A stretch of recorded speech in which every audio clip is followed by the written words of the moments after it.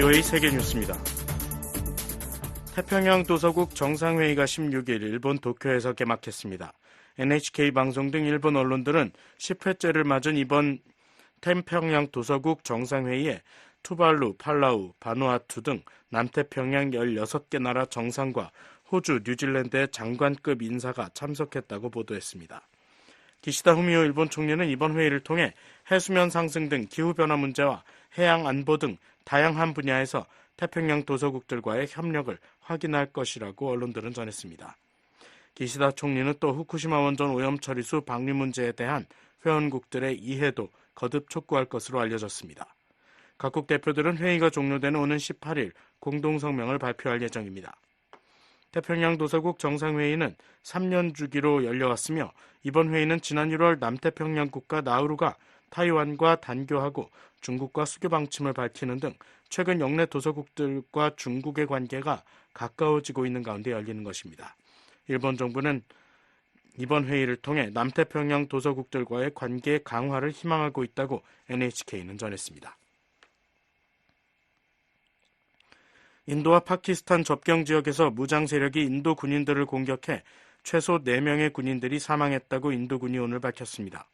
인도 육군은 이날 성명을 통해 어제 늦은 시각 인도 북부 도다 지역 숲에서 수색 작전을 펼치던 인도 육군 순찰대를 무장 세력들이 매복 공격하면서 이 같은 사망자가 나왔다고 전했습니다. 도다 지역 경찰청장은 어제 기자들에게 이 지역에 무장 세력이 침투했다고 확인하면서 대응을 예고한 바 있습니다. 앞서 이 지역 내 다른 곳에서는 지난주에도 차량이 매복 공격을 받아 인도군 병사 5명이 사망했으며 지난달에는 힌두교 순례객들을 태운 버스에 무장 세력이 총격을 가해 9명이 숨지고 33명이 다쳤다고 영국 BBC 방송이 이날 보도했습니다. 인도와 파키스탄은 각각 히말라야 접경 카슈미르에 대한 영유권을 주장하고 있으며 양국 정부는 이 지역을 부분적으로 나눠 통치하고 있습니다. 인도는 파키스탄이 무장 세력을 이 지역에 침투시켜 평화를 저해하고 있다고 비난하고 있지만 파키스탄은 이 같은 혐의를 부인해왔습니다. 유럽연합 EU 집행위원회가 올 하반기 EU 순회 의장국인 헝가리의 활동을 부분 보이콧하기로 했습니다. 에릭 마메르 EU 집행위원장 대변인은 이날 소셜미디어 X를 통해 헝가리의 의장국 직책과 관련한 최근 사태를 고려해 집행위원장은 비공식 이사회에 고위 공무원만 집행위 대표로 참석하도록 결정했다고 말했습니다. 이 같은 결정은 장관급이 참석한 가운데 의장국이 수시로 개최하는 EU 비공식 이사회에 집행위원들이 참석하지 않는 것을 의미합니다. 마메르 대변인은 또 집행위원단의 헝가리 방문도 이루어지지 않을 것이라고 덧붙였습니다.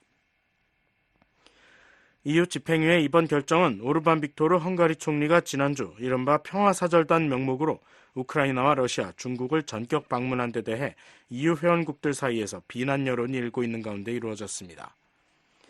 이에 대해 헝가리 정부의 유럽 담당 장관은 소셜미디어 X에 EU 집행위는 협력하고자 하는 기관과 회원국들을 선별할 수 없다면서 집행위의 결정은 정치적 고려에 기초한 것이라고 비난했습니다. 헝가리는 올해 말까지 6개월 동안 EU 순회 의장국을 맡을 예정입니다. 이스라엘군이 16일 팔레스타인 가자지구 곳곳에 공격을 가해 최소 17명이 사망했다고 현지 보건당국 등이 밝혔습니다. 팔레스타인 무장정파 하마스가 통제하는 가자지구 보건당국은 이날 이스라엘군이 가자지구 남단 라파의 한 주택에 공습을 가해 팔레스타인인 5명이 사망했다고 주장했습니다. 또한 라파에서 북동쪽으로 5km 정도 떨어진 칸 유니스에서도 이스라엘군의 공격으로 일가족 4명이 숨졌다고 밝혔습니다. 가자지구 의료진에 따르면 지난 14일 이스라엘군의 공습으로 최소 15명이 사망한 것으로 알려진 누세이라트 난민촌 등 가자 중부 지역 곳곳에서는 이날 이스라엘군의 포격과 공습으로 최소 4명이 사망했습니다. 이 밖에 가자 북부 셰이크 자이드에서도 이스라엘군 공습으로 4명이 사망했다고 현지 의료진은 전했습니다. 이에 대해 이스라엘군은 이번 잇따른 공습은 가자지군의 무장 세력과 갱도, 하마스 군사 기반 시설들을 겨냥한 것이었다고 주장했습니다. 그러면서 이스라엘 공군이 가자지구 곳곳에 적용용 진지와 감시 초소, 군사시설물과 폭발물이 설치된 건물 등 40여 개의 표적을 공격했다고 밝혔습니다. 한편 하마스 동맹인 무장 세력 이슬라믹 지하드는 이날 성명에서 대전차 로켓과 박격포를 이용해 가자지구 곳곳에서 이스라엘군을 공격했다고 주장했습니다. VOA 세계뉴스 김시영입니다.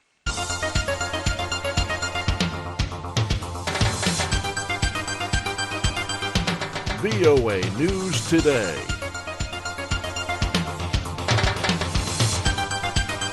여러분 안녕하십니까? 2024년 7월 16일 화요일 VOA 뉴스 투데이 3부 시작하겠습니다. 진행의 김영교입니다. 이 시간에 보내드릴 주요 소식입니다. 도널드 트럼프 전 미국 대통령이 공화당 대선 후보로 공식 지명됐습니다. 미국 국무부는 트럼프 전 대통령 암살 시도와 관련해 정치적 폭력 행위를 강하게 규탄한다고 밝혔습니다. 미국 연방의회의 한국계 의원들이 한 목소리로 도널드 트럼프 전 대통령에 대한 총격을 규탄했습니다. 북한 내일 날씨입니다. 내일 북한은 전 지역 대체로 흐리고 비가 내리겠습니다. 아침 최저기온 13에서 24도, 낮 최고기온 21도에서 29도, 바다의 물결, 동해 북부 앞바다 0.5에서 1.5m로 일겠고 서해 북부 앞바다는 1.5에서 3m 일겠습니다. 첫 소식입니다. 도널드 트럼프 전 미국 대통령이 공화당 대선 후보로 공식 지명됐습니다. 또 트럼프 전 대통령은 함께 출마할 부통령 후보로 올해 39살의 제이디 벤스 상원 의원을 선택했습니다. 이조은 기자가 보도합니다. 공화당이 15일 도널드 트럼프 전 미국 대통령을 공화당 대선 후보로 지명했습니다.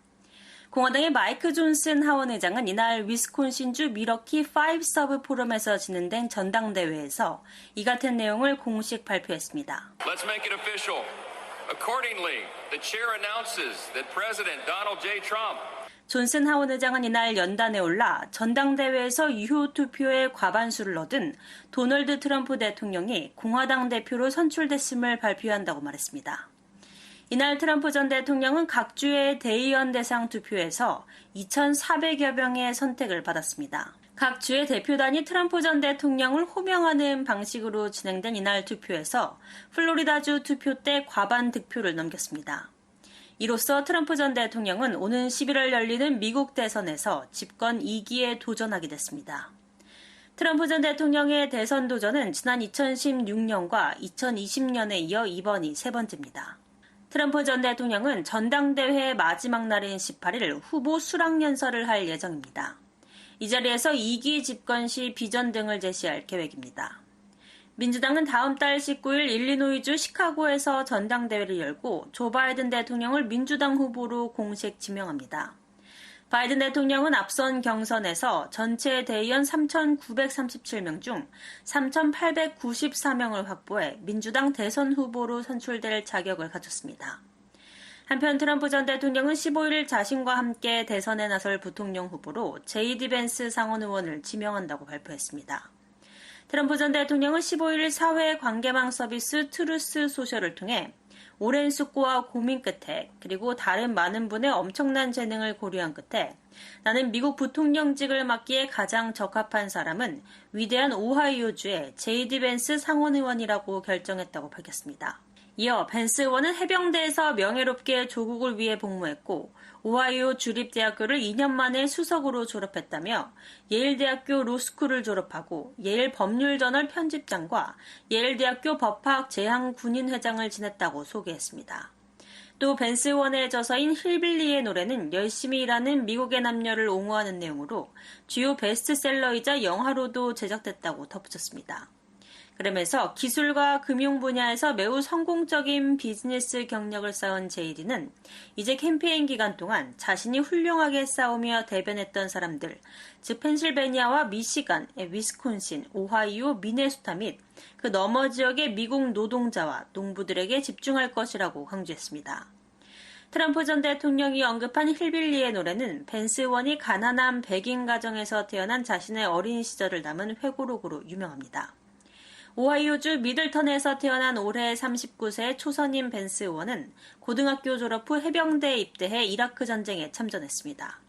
이후 군복무를 마치고 오하이오 주립대학교와 예일대 로스쿨을 졸업한 뒤 법조계와 벤처캐피탈 업계에서 일했고 2022년 오하이오주 연방상원 의원에 당선되면서 정계에 입문했습니다. 벤스 의원은 미국 내 제조업 부활을 강조하며 해외로 이전된 제조업을 미국으로 다시 이전하는 경제정책과 미국의 일자리와 산업을 보호하는 무역정책을 지지하는 강경한 입장을 갖고 있는 것으로 평가됩니다. 특히 불법移민을 막기 위한 강력한 국경 보안 정책을 지지해왔습니다.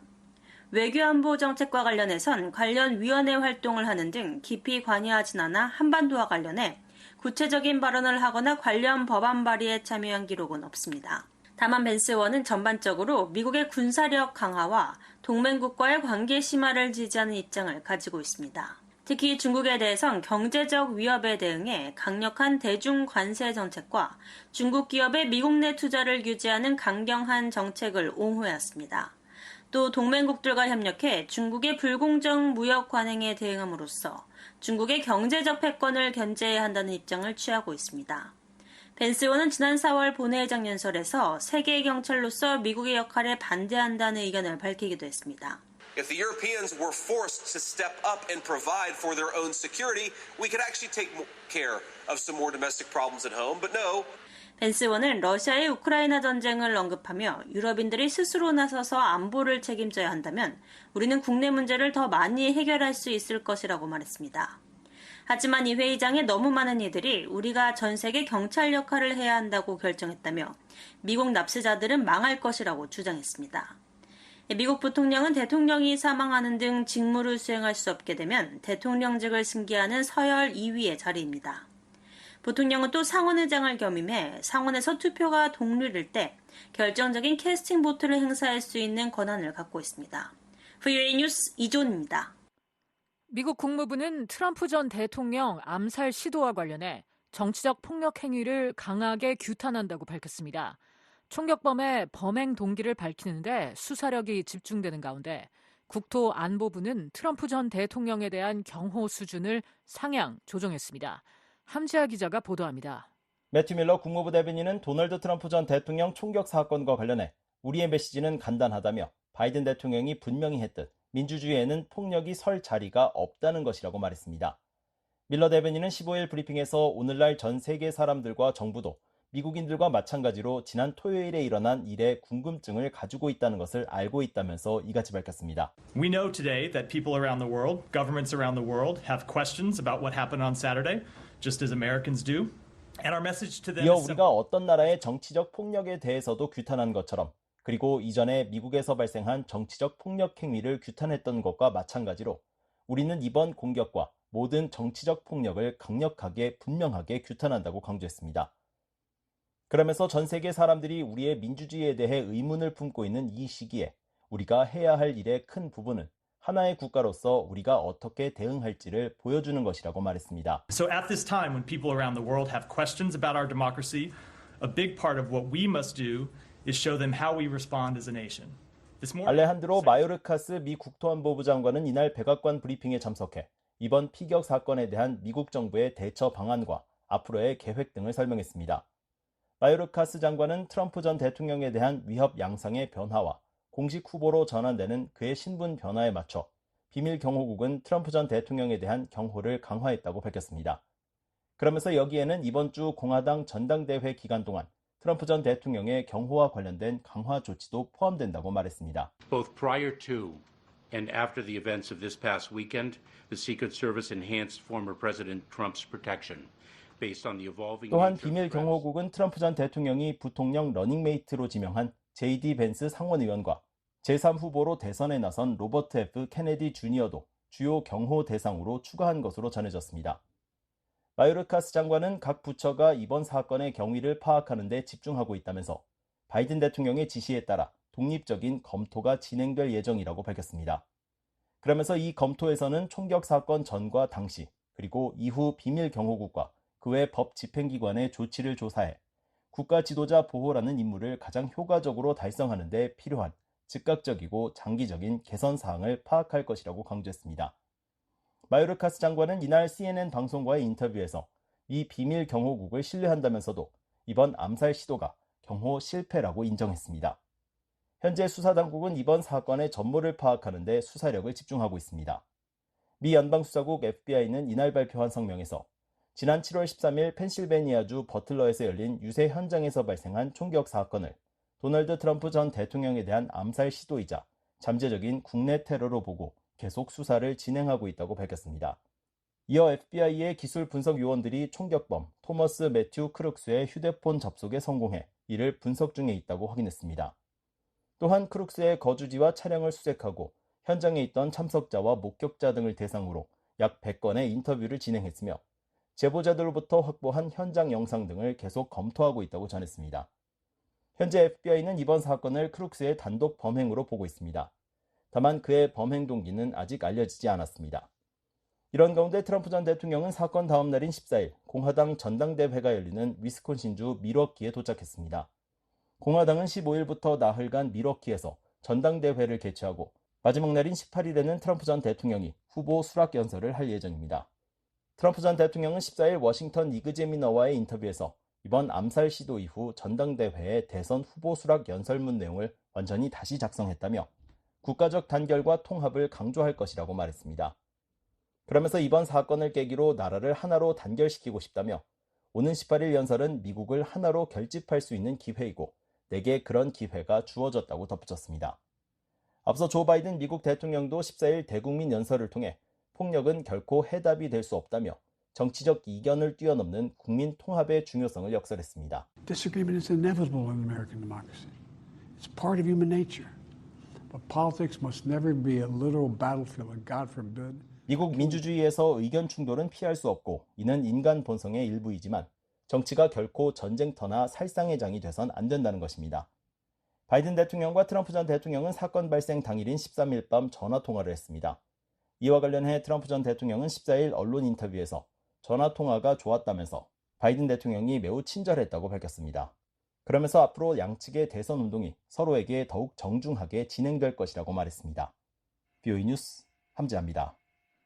미국 연방의회의 한국계 의원들이 한 목소리로 도널드 트럼프 전 대통령에 대한 총격을 규탄했습니다. 미국에서 정치적 폭력이 설 자리가 없다는 점도 강조했습니다. 이조은 기자가 보도합니다. 한국계인 영킴 공화당 하원 의원은 15일 트럼프 전 대통령 피격 사건과 관련해 폭력은 절대 용납될 수 없다고 강조했습니다. 김 의원은 이날 VOA의 관련 논평 요청에 우리의 이견은 정치적 과정을 통해 해결된다며 이같이 말했습니다. 김 의원은 미국인들은 투표소에서 투표를 하는 것이든 집회에 참석하는 것이든 또는 지역사회에서 발언을 하는 것이든 목소리를 내는 것에 대해 폭력적인 보복을 두려워해서는 안 된다고 말했습니다. 이어 우리는 단결하고 갈등을 완화하며 상처를 치유하고 국가로서 앞으로 나아가야 한다고 밝혔습니다. 그러면서 평화로운 정치적 담론은 우리 민주주의의 초석이라며 이 위대한 실험이 248년 동안 전 세계의 희망의 등불이 될 수 있었던 이유라고 강조했습니다. 트럼프 전 대통령의 쾌유와 희생자들에 대한 애도의 뜻도 표했습니다. 김 의원은 트럼프 전 대통령이 무사해서 다행이라며 그와 그의 가족, 그리고 이번 사건으로 피해를 본 모든 사람들을 위해 기도하고 있다고 말했습니다. 또한 이 비극 앞에서 우리가 일어나 모범을 보이며 미국인으로서 우리를 분열시키는 것보다 우리를 하나로 묶는 것이 더 많다는 것을 기억하길 바란다고 밝혔습니다. 한국계인 미셸 스틸 공화당 하원 의원도 이번 사건을 정치적 폭력으로 규정하면서 규탄했습니다. 스틸 의원은 13일 X에 올린 글에서 트럼프 전 대통령과 그의 가족, 그리고 이 무분별한 정치적 폭력으로 인해 부상당하고 숨진 사람들의 가족을 위해 계속 기도한다고 말했습니다. 한국계인 메릴린 스트림랜드 민주당 하원 의원도 이날 X를 통해 정치적 폭력은 결코 용납될 수 없다며 정치적 신념이 무엇이든 이런 불미스러운 사건은 민주주의에서 설 자리가 없다고 밝혔습니다. 오는 11월 뉴저지 연방상원의원 선거의 민주당 후보인 한국계의 앤디 킴 민주당 하원 의원도 지난 13일 총격 사건 직후 X를 통해 우리나라나 정치에서 폭력이 설 자리는 없다고 말했습니다. 이어 우리나라에 큰 분열이 있지만 공격에 의존할 수는 없다며 트럼프 전 대통령과 집회 참석자들이 무사하기를 바란다고 말했습니다. 미국의 외교안보 문제에 깊이 관여하는 의회 내 주요 인사들도 이번 사건을 초당적으로 규탄했습니다. 하원 외교위원장인 마이클 맥콜 공화당 의원은 13일 X에 올린 글에서 우리의 민주적 절차는 이런 근거 없는 행동에 의해 좌절되지 않을 것이라고 밝혔습니다. 상원 외교위원장인 벤 카딘 민주당 의원도 이날 X를 통해 모든 정치적 폭력 행위를 규탄한다며 우리나라는 물론 그 어떤 곳에서도 폭력적인 행위가 있어서는 안 된다고 강조했습니다. 앞서 13일 미국 공화당 대선 후보인 트럼프 전 대통령은 펜실베이니아주 버틀러에 있는 유세장에서 연설 중 총격을 당했습니다. 트럼프 전 대통령은 곧바로 인근의 병원으로 옮겨져 치료를 받고 퇴원했습니다. VOA 뉴스 이조은입니다. 유엔 사무총장이 도널드 트럼프 전 미국 대통령에 대한 총격을 강력 규탄하며 조속한 쾌유를 기원했습니다. 유럽연합은 전 세계의 정치폭력에 대한 우려를 표명했습니다. 안소영 기자입니다. 도널드 트럼프 전 미국 대통령 유세 중 벌어진 암살 시도에 대해 안토니오 구테스 유엔 사무총장은 이 같은 정치적 폭력 행위를 단호히 규탄한다고 유엔 사무총장실이 밝혔습니다. 유엔 사무총장실은 15일 VOA에 보낸 이메일에서 이같이 전하며 사무총장은 트럼프 대통령의 빠른 쾌유를 기원한다고 덧붙였습니다. 유럽연합 집행위원회는 이날 트럼프 대통령 피격 사건과 관련해 정치적 폭력은 민주주의에서 설 자리가 없다고 지적했습니다. Was very clear. As a full condemnation, of course, for this assassination attempt and all political violence. 에릭 마머 EU 집행위원회 대변인은 이날 정례 브리핑에서 관련 질문에 트럼프 전 대통령에 대한 암살 시도를 분명하게 규탄하는 내용의 앞선 우주줄라 폰데어라이엔 EU 집행위원장의 성명을 상기하며 이같이 확인했습니다. 그러면서 우리는 미국이나 다른 곳에서 벌어지는 정치적 성격의 폭력 등 모든 폭력에 대해 우려하고 있다고 밝혔습니다.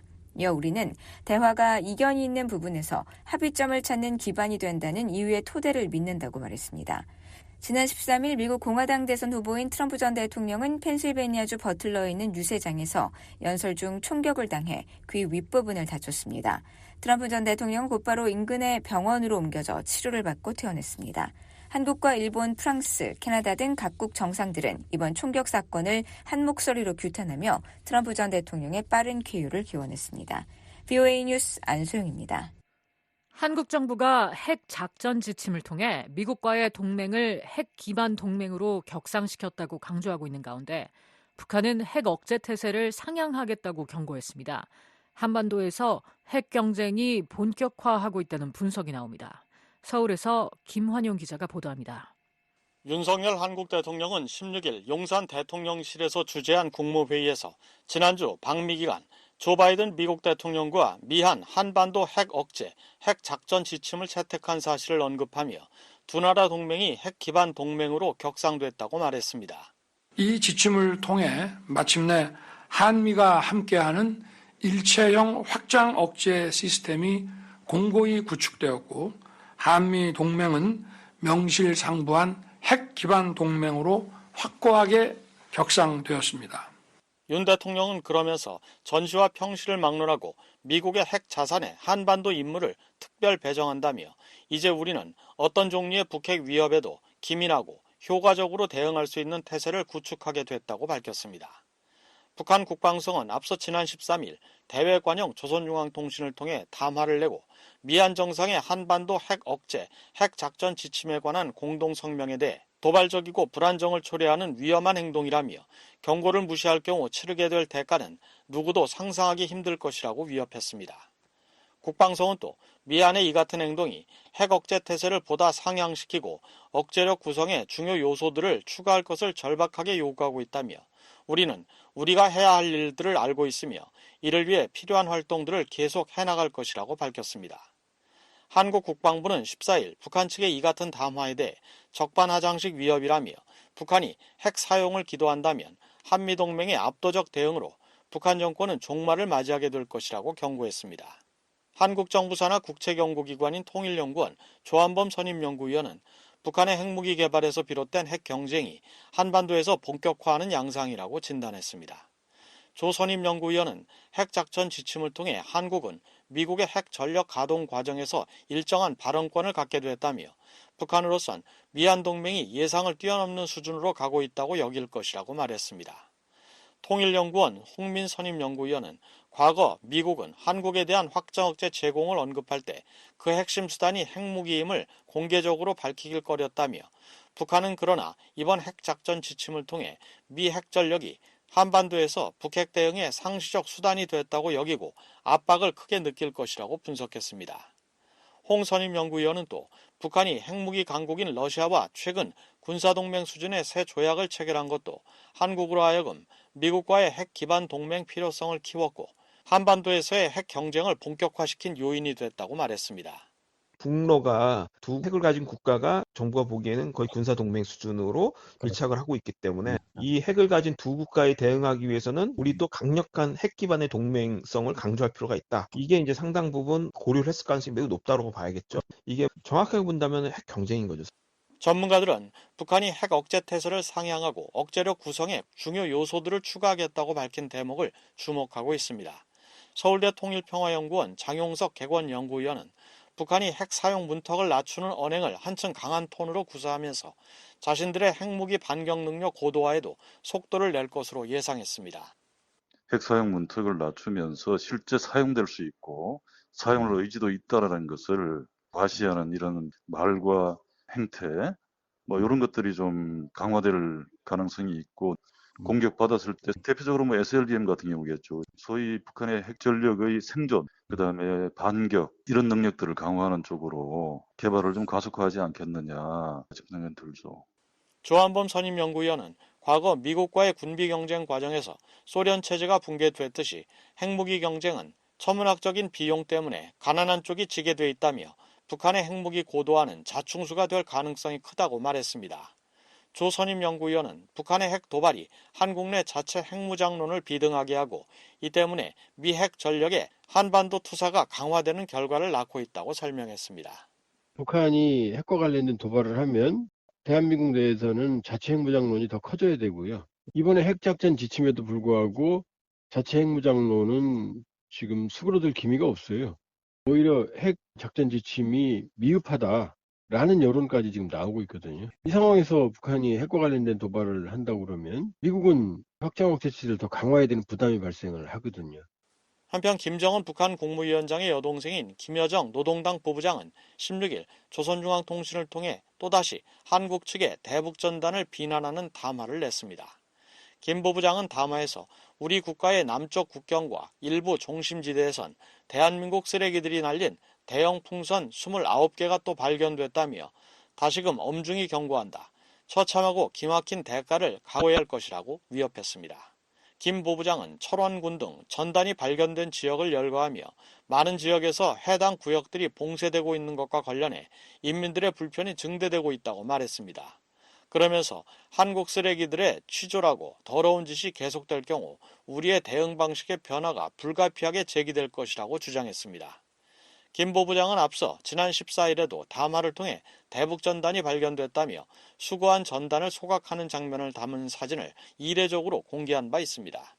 김 부부장이 대북전단에 대해 연달아 담화를 내고 전단 소각 장면을 매체를 통해 공개한 것은 자기들의 행동을 정당화하면서 일부 민간단체들의 대북전단 살포에 대한 한국 내부의 비판 여론을 고조시키려는 의도라는 관측이 나옵니다. 민간 연구기관인 한국국가전략연구원 문성묵 통일전략센터장입니다. 물리적 도발을 해서 한국에게 인명 또는 물리적 피해를 준다면 그걸로 인해서 받을 대가도 각오해야 되거든요. 그렇게 되면 얻은 효과를 기대하기보다는 오히려 부작용이 크기 때문에 그런 도발의 카드를 선택하기는 건 상당히 어렵기 때문에 일단은 말로 하는 선동 카드를 우선 쓰는 것 같습니다. 홍민 선임연구위원은 김여정 부부장이 대응 방식 변화를 언급한 데 대해 한국 정부가 대북 확성기 방송을 하지 않고 있는 상황에서 물리적 도발에 나설 가능성은 커 보이지 않는다며 종이장 등을 담은 기존 오물풍선 대신 대북전단에 맞선 내용을 담은 대남 전단을 보낼 수 있다고 말했습니다. 북한은 지난 2014년엔 대북전단 살포에 고사총 발사로 대응한 바 있습니다. 서울에서 VOA 뉴스 김환용입니다. 미국의 전직 고위 관리들은 최근 나토 정상회의에서 미한 양국 정상이 발표한 공동성명은 동맹에 대한 어떤 공격도 압도적 대응을 맞게 될 것이란 메시지라고 진단했습니다. 또 우크라이나 전쟁은 결코 남의 나라 전쟁이 아니며 북러가 최근 체결한 상호 방위 조약은 한국을 직접 겨냥한 위협이라고 경고했습니다.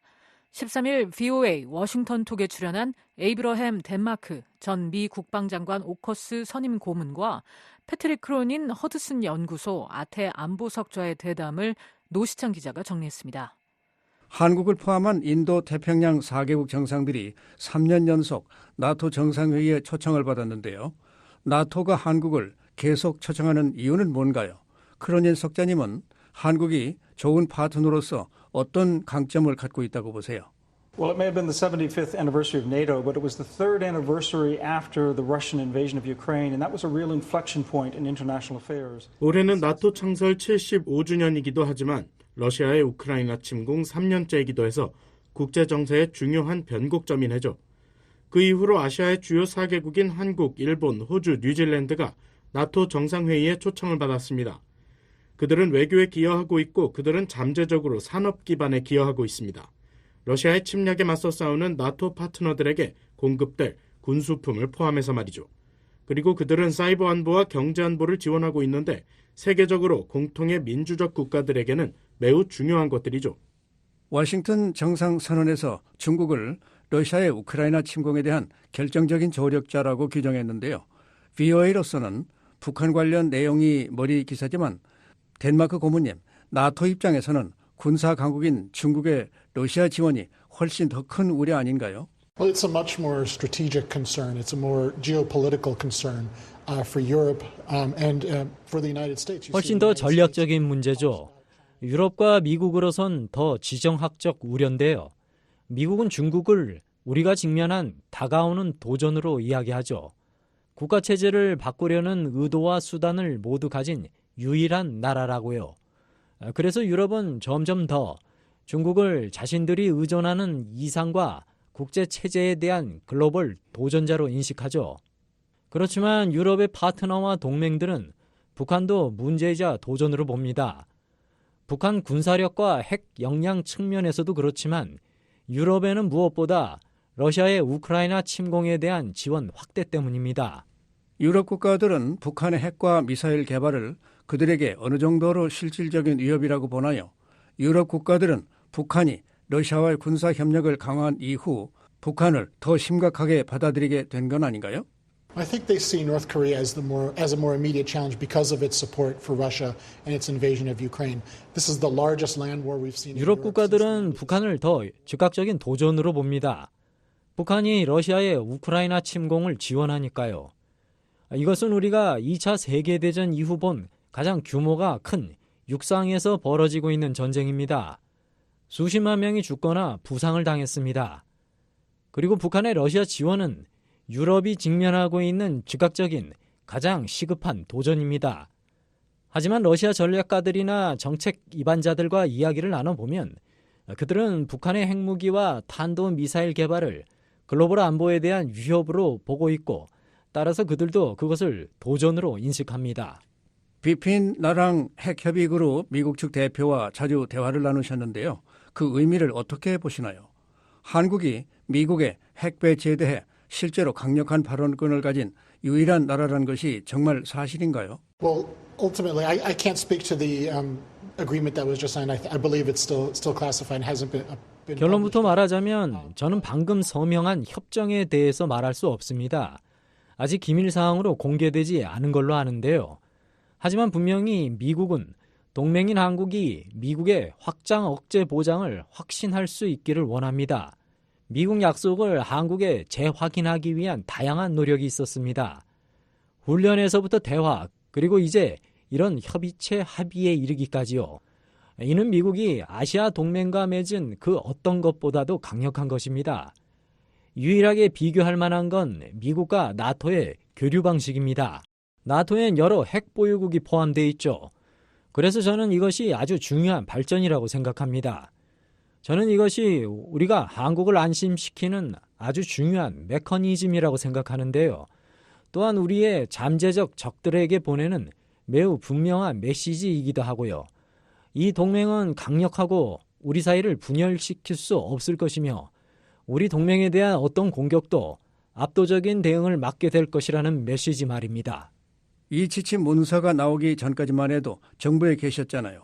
이런 결과에 이르게 된 게 윤 대통령이 핵 선택지를 언급하고 한국 여론과 정치권에서 핵 무장 요구가 이어진 것이 영향을 미친 걸까요?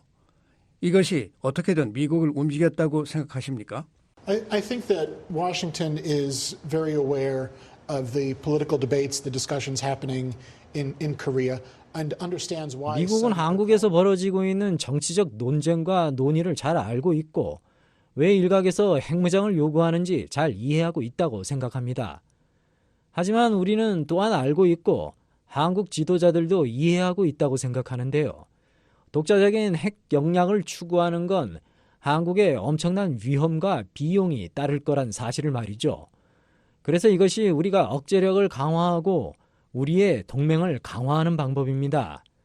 하지만 동시에 한국은 여전히 핵 확산 금지 조약의 회원국이자 미국과 좋은 강력한 동맹으로서 억제력이 강력하게 유지되도록 하는 방법입니다. 일부 한국인들은 여전히 회의적인데요. 미국이 북한의 한국에 대한 핵 공격에 즉각적 보복에 나설 것이란 실제적인 보장이 없기 때문인데요. 사전에 검증할 수 없으니까요. 워싱턴 선언 서명과 핵협의 그룹의 활동에도 불구하고 여전히 자체 핵무장을 지지하는 여론조사 결과나 여당 당대표가 되면 당론으로 자체 핵무장을 추진하겠다고 말하는 정치인도 있는데요. 크로닌 석자님, 미국이 한국의 핵 추진을 얼마나 오래 억누를 수 있을까요? 어느 시점엔 전환점이 오리라는 걸 미국도 이미 알고 있지 않을까요? Well, there might be a tipping point, but I think both allies are working valiantly to prevent that from happening. Saying basically to Pyongyang. 전환점이 있을 수 있겠죠. 하지만 양국 모두 그런 일이 일어나지 않도록 열심히 노력하고 있다고 봅니다. 그건 기본적으로 북한에 내가 뭘 만들든 우리는 더 강해질 거고 함께 일할 거야라고 말하는 겁니다. 이것이 바로 워싱턴 선언과 핵협의 그룹이 만들어낸 결과입니다. 그들은 이 공통의 문제에 대해 함께 협력하기로 하는 동맹의 합의를 만들어냈습니다. 우리가 어떻게 분열하지 않을까, 우리가 어떻게 북한을 억제할 수 있을까 하는 공통의 문제에 대해서요. 미한 양국은 둘 다 장점이 있습니다. 한국의 진전되는 재래식 역량과 미국의 핵무기와 재래식 역량, 외교와 경제정책을 결합해 북한의 위협을 억제하는 가장 좋은 방법을 모색합니다. 이제 이것이 유지될까요? 여론에서는, 여론의 법정에선 유지될 수 없을 겁니다. 항상 걱정하는 사람이 있기 마련이니까요. 왜냐하면 서울시장이 이번 주 오직 핵무기만이 핵무기를 막을 수 있다고 말했듯이요. 자신의 운명에 대한 완전한 자율성과 통제권이 없다면 내가 아무리 좋아해도 내 이웃을 어떻게 믿을 수 있겠느냐라는 생각이 있을 겁니다. 요점은 인생에서 100% 보장이란 없으며 항상 그런 논쟁이 있을 수 있다는 겁니다. 윤석열 정부가 깨달은 게 있다고 생각하는데요. 더 긴밀하게 함께 일하는 것이 이익이고 우리는 실제로 따로 일하려 할 때보다 함께 일할 때 더 강해진다는 사실 말입니다. 그리고 이 방정식에 일본과 다른 동맹 및 파트너들을 추가하는 것도 마찬가지입니다. 나토 지도자들은 공동성명에서 인도태평양이 나토에 중요하다고 밝혔는데요.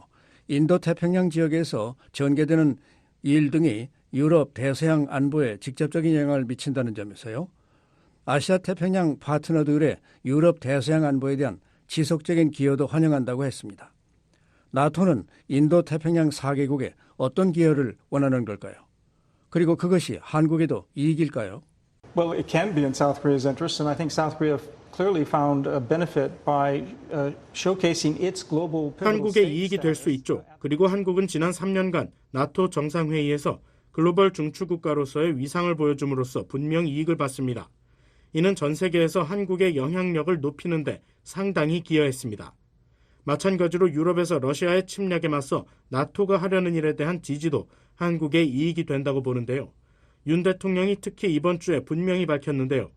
러시아의 침략은 한국과 아시아 전반의 이익에 위협이 될 수 있다고 말입니다.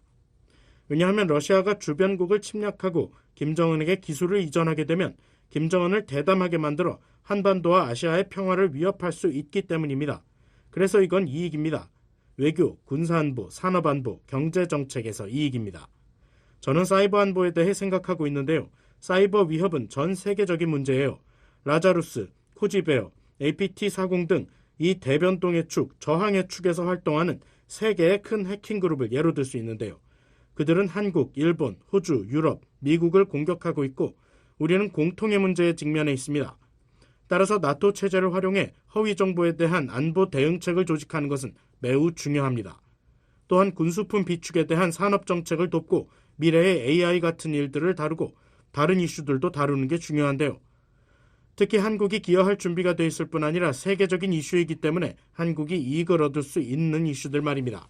한 전문가는 한국이 다른 나라를 통해 우크라이나에 탄약을 간접적으로 제공하는 건 한국의 대북 안보에 영향을 미치지 않는다고 했는데요. 한국이 유럽에 보낼 새로운 탄약을 충분히 생산해 놨기 때문이라면서요. 한국이 우크라이나에 살상 무기를 제공하는 걸 긍정적으로 고려해야 한다고 보세요? Well, South Korea may have other options. So this Star Wars project that was announced here at the NATO summit involves lasers to shoot down 한국은 drones. 다른 선택지가 있을 수 있습니다. 이번 나토 정상회의에서 발표된 스타워즈 프로젝트에는 드론을 격추하는 레이저가 포함되어 있습니다.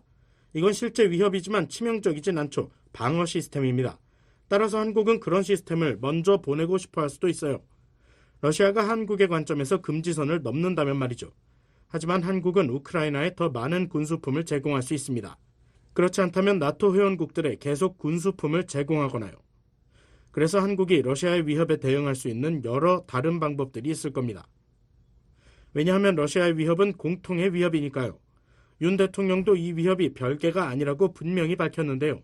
한국이 직면한 세계적 문제라는 겁니다. 한국은 뭔가를 해야 하지만 한국의 이익에 부합해야 합니다. 지금까지는 그렇게 해왔고요. 하지만 여전히 한국 일각에서는 이것은 다른 나라의 전쟁이고 한국이 너무 깊이 개입하면 한반도 문제의 주요 이해 당사자인 중국과 러시아의 적대감을 불러일으킬 수도 있다는 시각도 있습니다. 한국이 미국 주도의 동맹 질서에 적극적으로 참여하는 것이 더 현명하다고 보시나요? 아니면 중국과 러시아의 협력과 외교의 여지를 남겨두는 게 더 현명할까요? 제 대답은 러시아가 북한과 방금 무슨 일을 했느냐가 될 겁니다. 그들은 냉전 동맹을 재점화했습니다. 이것은 방위조약입니다. 그들은 정보를 공유하고 있고요. 우리가 방송을 찍는 지금 이 순간에도 러시아에는 북한의 특수부대가 있습니다. 안녕 한국, 정신 차려. 이건 너에 대한 위협이야. 유럽이 아니라. 라고 말이죠. 이건 윤 대통령이 고심해야 할 명백한 현존하는 위험입니다. 하지만 물론 당신 말이 맞아요. 한국은 현명하고 똑똑하게 그리고 가장 지혜롭게 행동해야 합니다. 러시아를 지나치게 자극하지 않도록 말이죠. 러시아는 숨겨진 기술 노하우를 북한에 이전함으로써 큰 해를 끼칠 수 있으니까요. 인도태평양 4개국 가운데 호주는 오커스 회원국인데요. 국방장관의 오커스 선임 고문이셨죠. 한국인들은 오커스를 보면서 한국도 핵 추진 잠수함을 가져야 한다고 생각하는데요. 북한이 핵 어뢰를 시험했다고 주장하니까요. 북한은 또 모든 잠수함들을 전술 핵무기를 탑재한 공격용 잠수함으로 개조할 계획이라고 주장했으니까 말이죠. 한국이 북한의 잠수함 위협에 효과적으로 대응하기 위해 핵 추진 잠수함을 가져야 한다는 주장에 동의하세요? 당신은 한국 해군의 명예제독입니다. 덴마크 고문님. I actually don't agree that South Korea needs nuclear-powered submarines. I'll explain why. First, what's happening. 사실 한국이 핵 추진 잠수함이 필요하다는데 동의하지 않습니다. 이유를 설명하죠. 우선 오커스에서 호주에 제공하는 것은 재래식으로 무장된 핵 추진 잠수함입니다. 핵무기가 전혀 포함되어 있지 않아요. 그래서 그건 북한이 잠수함으로 하려는 것과 전혀 유사하지 않죠.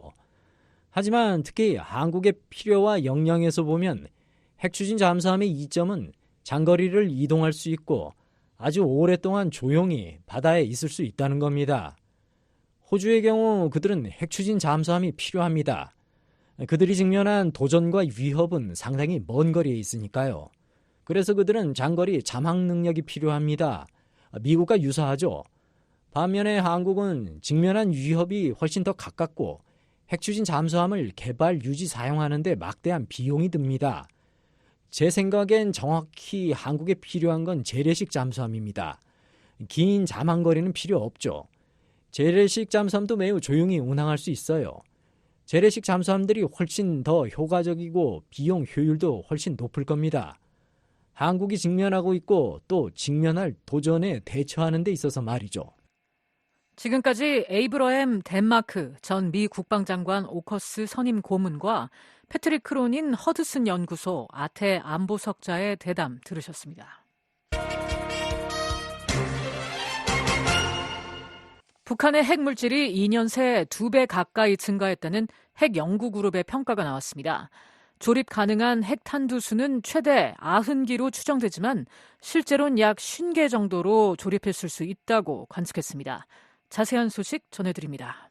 미국 과학자연맹 핵정보 프로젝트는 15일 북한이 최대 90개의 핵탄두를 제조할 수 있을 만큼의 핵분열 물질을 생산했을 가능성이 있다고 조심스럽게 추정한다고 밝혔습니다. 핵정보 프로젝트는 이날 핵과학자 회보 7호로에 실린 북한 핵무기 보고서에서 이같이 밝히고 북한이 이 중 약 50개 정도를 실제 핵탄두로 조립했을 수 있다고 관측했습니다. 그러면서 북한이 계속해서 핵무기를 현대화하고 증강하고 있다고 지적했습니다. 핵정보 프로젝트는 앞서 지난 2022년 보고서에선 북한이 45개에서 55개의 핵무기를 만드는데 충분한 양의 핵분열 물질을 생산했을 가능성이 있으며 이 중 중거리 탄도미사일에 탑재할 수 있는 20개에서 30개의 핵탄두를 조립했을 수 있다고 추정한 바 있습니다. 2년 만에 북한이 생산할 수 있을 것으로 추산되는 핵분열 물질 양이 2배 가까이 뛴 겁니다. 이 같은 추정치는 북한이 폭발력 10킬로톤에서 20킬로톤 사이에 1단계 핵분열탄을 만들었을 경우를 상정한 것으로 2단계 핵분열탄을 만들 경우 핵분열 물질이 더 많이 들어가기 때문에 생산할 수 있는 핵탄두 수가 줄어들게 됩니다.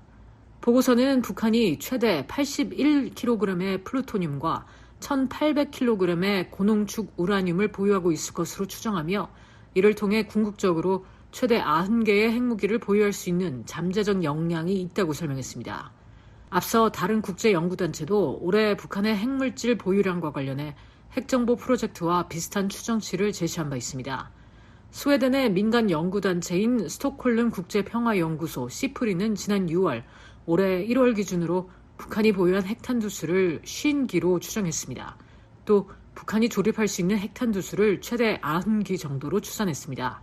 국제원자력기구 IAEA 사무차장을 지낸 올리 하이노넨 스팀슨 센터 특별연구원은 15일 VOA와의 전화통화에서 북한이 핵무기 90개 분량의 핵물질을 보유하고 있다는 추정은 합리적인 판단으로 보인다고 말했습니다. 다만 북한은 핵무기 프로그램이 아직 초기 단계에 있기 때문에 90개의 핵무기를 실제로 제조하지는 않았을 가능성이 크다고 평가했습니다. They are correct in saying that most likely they have not. 하이노넨 특별연구원은 북한이 아직 제대로 된 실험이나 핵실험 단계를 거치지 않았다면 핵물질을 모두 소모할 필요가 없기 때문이라고 설명했습니다. 그러면서 무기 설계를 최종적으로 확정했을 때 핵물질을 사용하는 것이 합리적인 만큼 북한의 실제 핵탄두 개수는 핵물질 보유량보다 훨씬 적을 것으로 관측했습니다. 하이노넨 특별연구원은 또 핵정보 프로젝트 보고서에 북한 보유 핵분열 물질 추정치가 2년 전보다 2배 가까이 늘어난 건 북한이 플루토늄 추출을 늘리고 있는 정황이 포착되고 있기 때문이라고 진단했습니다. We see that they produce more plutonium. We see that they produce more high-end uranium. 한편 핵정보 프로젝트는 이번 보고서에서 북한의 탄도미사일 역량에 대해서도 평가하면서 지난 10년 동안 북한이 모든 사거리를 망라한 매우 다양한 종류의 탄도미사일을 개발했다고 밝혔습니다. 북한은 핵탄두 운반을 위해 최근 신형 고체 연료 장거리 전략 미사일과 단거리 전술 미사일, 해상 기반 미사일 등 미사일 전력을 강화, 다각화하고 있다는 겁니다. 그러면서 북한의 대륙간 탄도미사일 ICBM이 정상적인 궤도로 이동하기 위해서 지구 대기권 재진입 시 탄두를 보호할 수 있는 재진입체가 필요하지만 아직 이에 대해서는 공개된 바가 없다고 지적했습니다. 하지만 보고서는 동시에 북한이 정상 작동 가능한 재진입체를 만드는데 큰 기술적 장애물이 없다고 보는 전문가들의 의견도 있다고 밝혔습니다. 보고서는 아울러 북한이 대량의 장거리 미사일을 배치하는 역량은 미사일 발사대를 조달하거나 자체 생산하는 역량에 달려있다고 설명했습니다. 그러면서 북한은 과거 러시아와 벨라루스, 중국 기업으로부터 발사대를 조달해 민간용 발사대로 위장해 수입해왔지만 최근에는 장거리 미사일용 발사대를 자체 생산하는 데 상당한 성공을 거두고 있는 것으로 평가했습니다. 보고서는 또 북한의 탄도미사일 프로그램이 고체 연료를 장착하는 쪽으로 무게중심이 서서히 옮겨가고 있다고 분석했습니다. 그러면서 고체 연료는 북한의 지상 발사 미사일의 작동을 단순화하고 신속한 발사를 가능하게 할 것이라고 지적했습니다.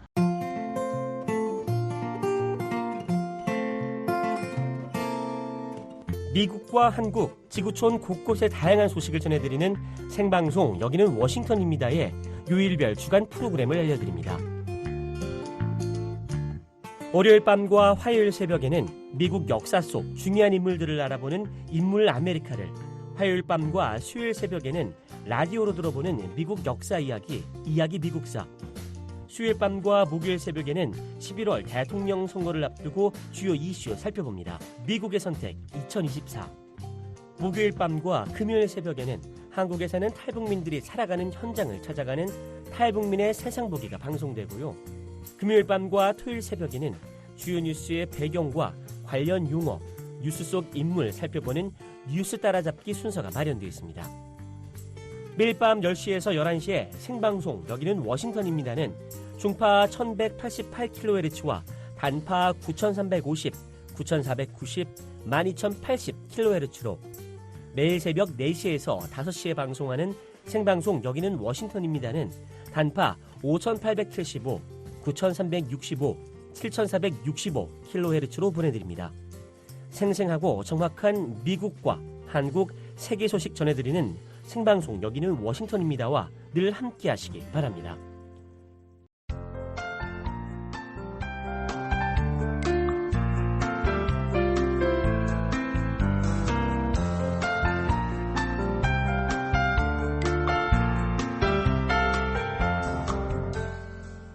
VOA 뉴스투데이 북한 날씨 알아봅니다. 내일 북한은 전 지역 대체로 흐리고 비가 오겠습니다.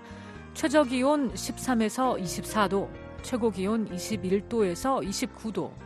이어서 자세한 지역별 날씨입니다. 평안남북도 자강도 지역 흐리고 비 내리겠습니다. 평양은 최저 24도, 최고 27도. 안주 최저 23에서 26도. 남포 최저 23도에서 최고 27도. 신의주 최저 23도, 최고 27도. 중강 20도에서 27도. 강계 21도에서 29도. 희천 아침 최저 22도, 낮 최고 25도 되겠습니다. 황해남북도 경기도 지역 흐리고 비 소식 있습니다. 해주는 최저 24도에서 최고 26도. 개성 23에서 26도. 사리원 24에서 28도. 신계 22에서 26도. 함경남북도, 양강도, 강원도 지역 흐리고 가끔 비 오겠습니다. 함흥은 최저 21도, 최고 26도.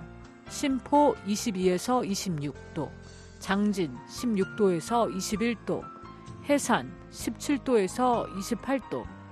원산 22도에서 27도. 청진 최저 21도, 최고 26도. 선봉 21에서 25도. 삼지연 최저 13도, 최고 23도 기록하겠습니다. 이어서 해상 날씨입니다. 동해는 전해상 흐리고 한때 비 오겠습니다. 물결은 앞바다, 먼바다 모두 0.5에서 1.5m 일겠습니다. 서해는 전해상 흐리고 비 소식 있습니다. 물결은 앞바다 1에서 3m, 먼바다는 2에서 3.5m 일겠습니다. 지금까지 뉴스투데이 3부 보내드렸습니다. VOA 저녁 방송 끝으로 세계뉴스입니다.